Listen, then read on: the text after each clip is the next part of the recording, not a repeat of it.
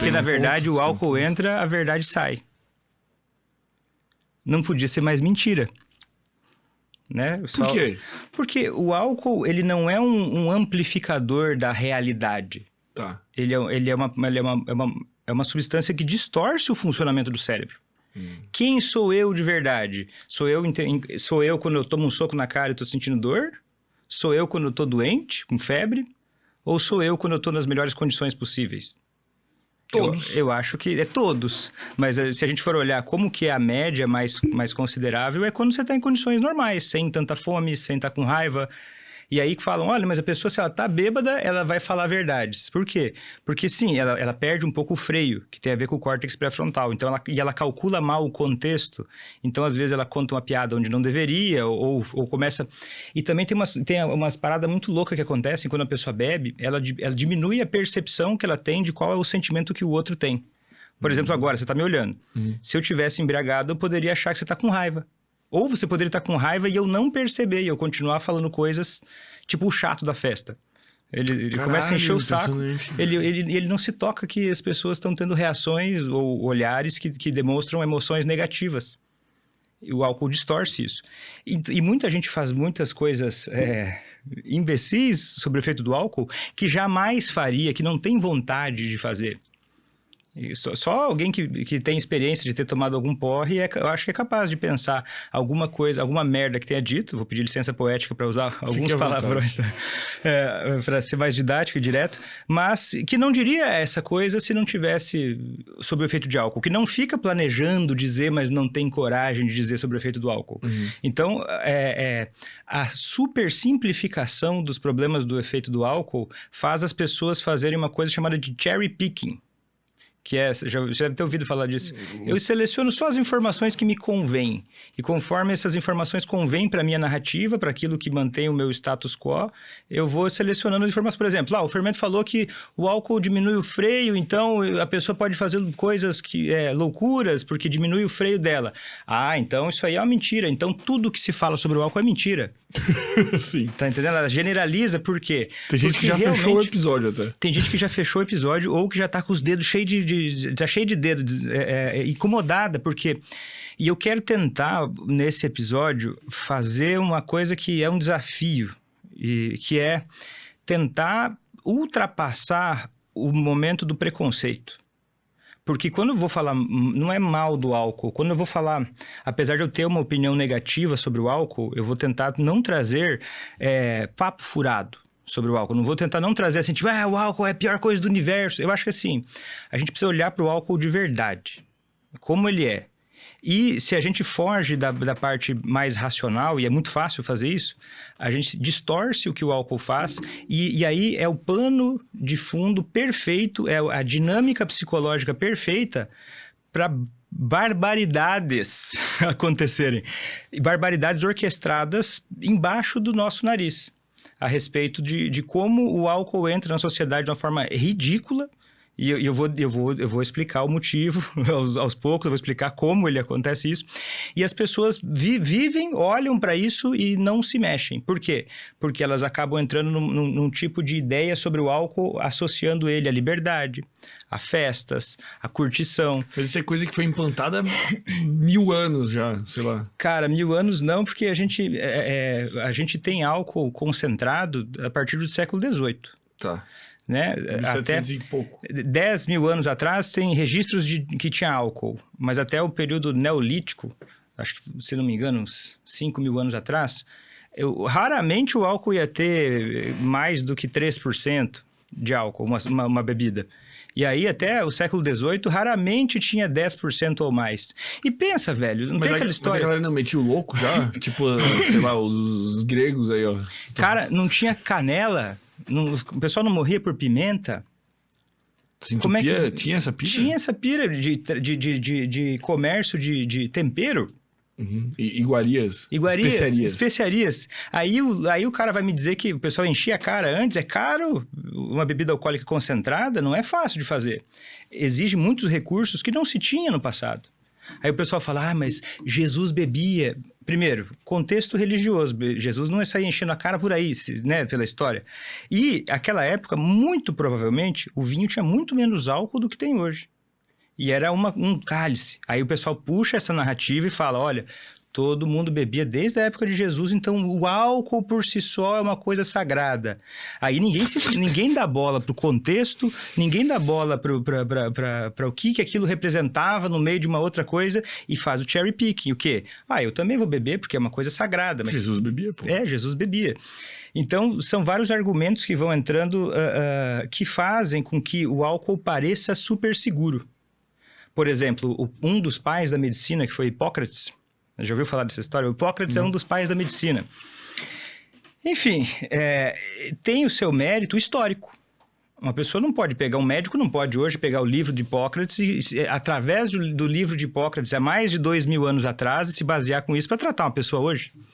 Hipócrates citava mais de 200 vezes nos livros deles sobre o vinho, dizendo que o vinho era tratamento para quase todas as doenças que existiam.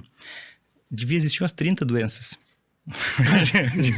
No máximo, ninguém sabia nada. Mas ninguém fala, por exemplo, da época que usava sanguessugas. Ninguém fica defendendo a ideia de que sanguessugas fazem bem. Só que, por que eu tô dizendo isso? Eu não duvido que tenha. Mas... Pode ter, mas não predomina. Eu nunca vi uma grande discussão sobre isso, tão acalorada quanto eu vejo do álcool.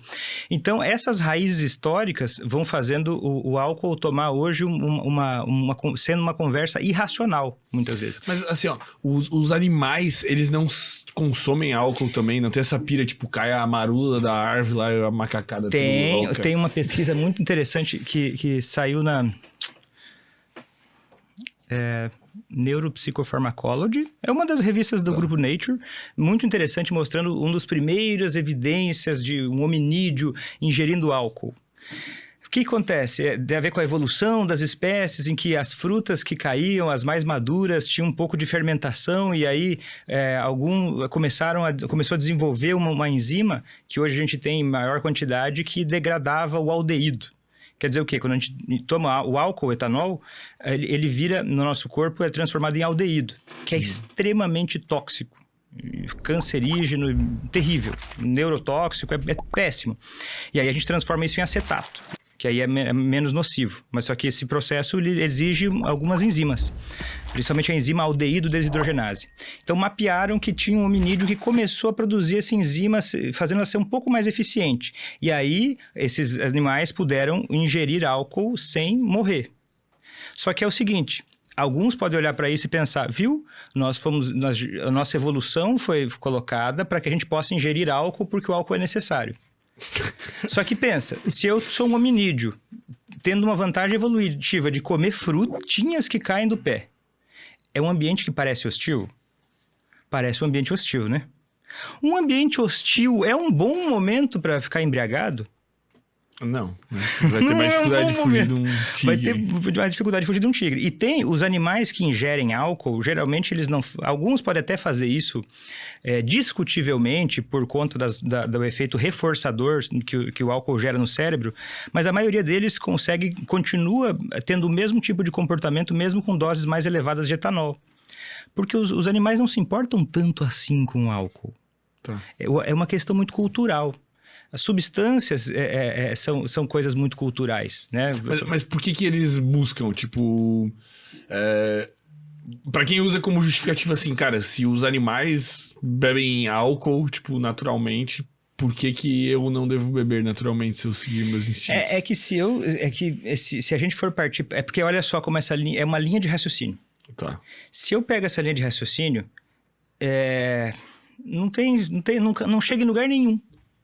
Porque eu vou olhar, eu vejo então o comportamento animal, eu extrapolo isso para o comportamento humano, aí eu extrapolo isso para o meu próprio comportamento e eu utilizo esse argumento para justificar o meu uso de álcool, que não tem nada a ver com isso. São os meus instintos. Tem animais que comem cocô. Eu não vejo ninguém falando que...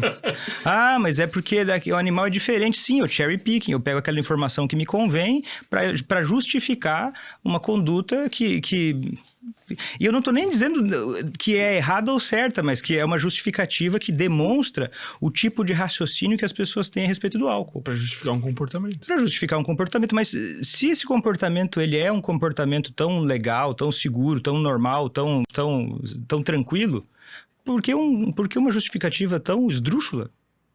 Ah, mas sei lá, os elefantes, não sei de onde, comia a marula que caía do pé, não sei o quê. É um papo muito furado, porque a gente pega o comportamento das espécies, é muito diferente. A gente pode até usar o modelo animal para estudar coisas que talvez se apliquem ao ser humano. Mas talvez se apliquem ao ser humano. Não se aplica necessariamente ao ser humano. O ser humano não é igual, ele tem diferenças. E aí é uma narrativa.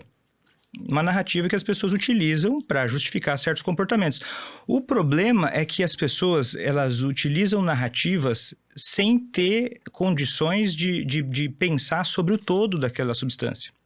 Por exemplo, uma pessoa que não é engenheiro, ela não pode olhar para uma casa na média, né? A não ser que seja uma pessoa muito autodidata e com interesses muito particulares, ela não vai olhar para uma casa e vai começar a definir como que colocou a viga lá, o porquê, mas ela pode olhar e achar que é bonita ou é feia. Agora, ela começar a discutir sobre o que era melhor ter colocado para fazer a sustentação da casa é uma especulação de baixíssima qualidade. Eu digo isso porque eu não sou engenheiro e eu não faço a mínima ideia se esse prédio... Eu sou engenheiro então, civil formado. Eu lembro... Na época eu não sei se... Não, acho que já era formado. É? Você terminou quando? Nem sei, velho. Eu me importo tão pouco que... Mas esse prédio aqui tá seguro. Tá seguro, não fui eu que fiz, né? Mas olha só, uma coisa muito louca que eu tava pensando quando eu vinha pra cá é o seguinte... a imagem porque, dada a seriedade desse assunto, eu me sinto muito responsável pelo que eu vou dizer aqui. Porque eu acho que são raras duas coisas coincidirem. Uma pessoa ter a oportunidade de tanta visibilidade falar sobre o álcool. E a segunda mais rara é uma pessoa que entende sobre o álcool fazer isso. Porque entender sobre o álcool não necessariamente me capacita plenamente, e eu tento chegar nessa capacitação, de poder trazer esse conhecimento que está na minha cabeça para a cabeça das outras pessoas sem parar na cortina de fumaça. Que é o quê? Vitor, você está sendo radical e moralista. Por que você está querendo tirar... Porque qual que é a narrativa? Cara, eu achei, por acaso, essa semana ainda, pensando, refletindo sobre isso, uma parada muito massa, que é o seguinte. Eu estava tentando entender o que é moralismo. Tá. Porque não é simples, cara. Eu parei para pensar, mas o que é moralista? Eu acho que eu não sei. Porque na história das discussões humanas sobre álcool, durante boa parte delas, as pessoas que eram contra o álcool... E não é justo dizer isso na sua maioria, mas muitas pessoas que eram contra o álcool por motivos de crenças religiosas e moralismo. O que é moralismo, cara? Muito bom esse corte, né? Pô, dá uma moral, velho. Deixa o like, se inscreve.